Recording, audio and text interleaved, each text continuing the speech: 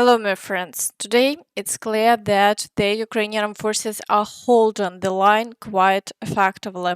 Of course, this is incredibly challenging given that the air superiority currently lies with the Russians. However, let's hope for the arrival of F-16s, which are expected to be deployed soon, as officials have stated they would be armed this summer.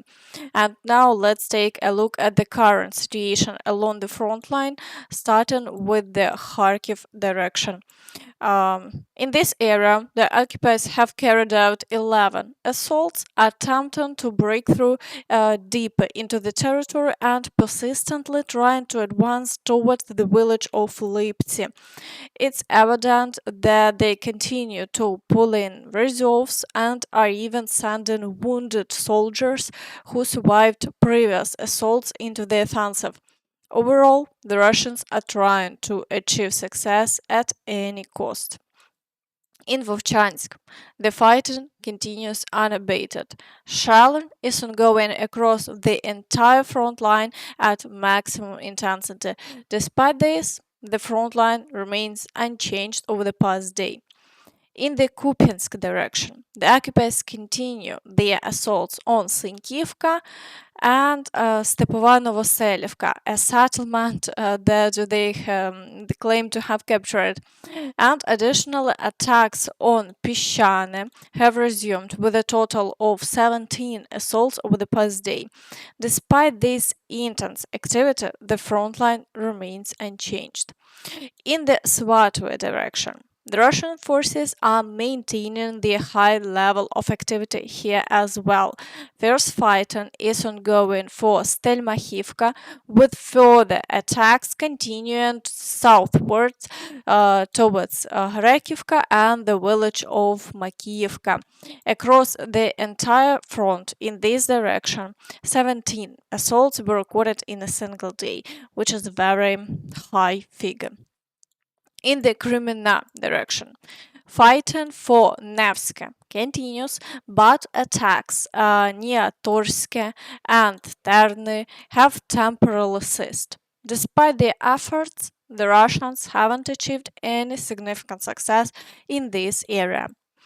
In the Siversk direction, there were 19 assaults over the past day, a very high number. The Russian forces are heavily utilizing their reserves, with battles occurring in Bilohorivka, Ivanodarivka, then Spirne, Vyemka and Verkhnyokamensky. They are attempting to advance as close to Siversk as possible, with intense shelling continuing. This situation is very challenging, but the Ukrainian armed forces are doing everything possible to keep the front line stable. In the Chasiv Yar direction, the occupiers conducted 5 assaults in the past day.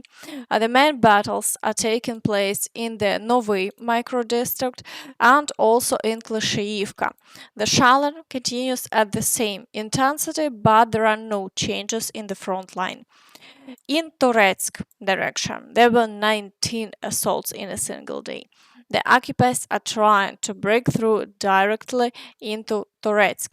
They are pushing into Pivnichne, Pivdenne, New York. They are assaulting all available means for the shelling. They are also trying to secure new territories with infantry, but so far the front line has remained unchanged throughout the day.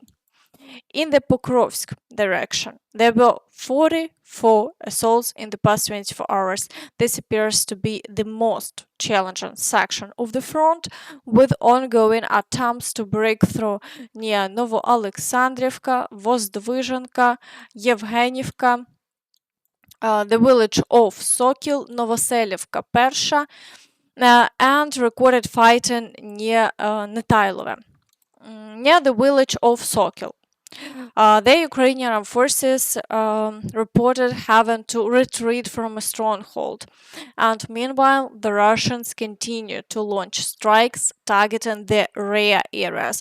And yesterday, there was a report of a powerful explosion in Sletove. Additionally, according to the Ukrainian Armed Forces reports, it seems a significant number of FPV drones with long flight ranges have arrived in this direction. So the situation is very complicated.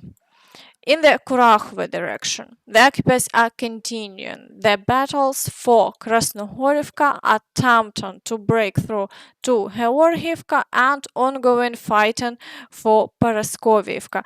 Over the past 24 hours, there have been 7 recorded assaults, but the front line remains unchanged.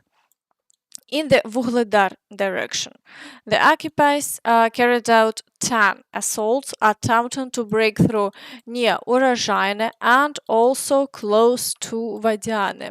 So far, the Ukrainian Armed Forces have been able to repel all attacks, and there have been no changes in the front line.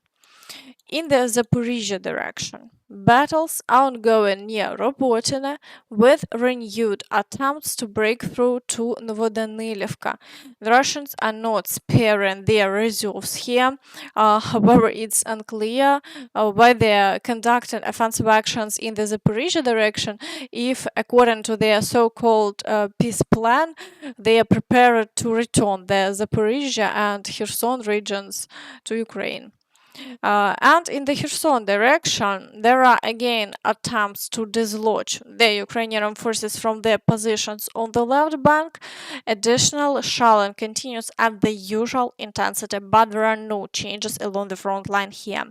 Meanwhile, the Polish Prime Minister said that Ukraine will win this war sooner or later. Today, I'm here to remind all Poles and all of Europe that here in Rzeszów, thanks to you, help is being provided to Ukraine in the safest and most intensive way. Ukraine has survived the Russian attack, and Ukraine will win this war sooner or later, not least thanks to you, as well as Polish and American military personnel and all those who have organized this largest center here in Rzeszów, which daily takes part in one of the largest military logistics operations in European history. The fate of our homeland, the fate of Ukraine, the fate of Europe, and the fate of the United States depend on what you are doing here. So, friends, what do you think about this? Please write your thoughts in the comments.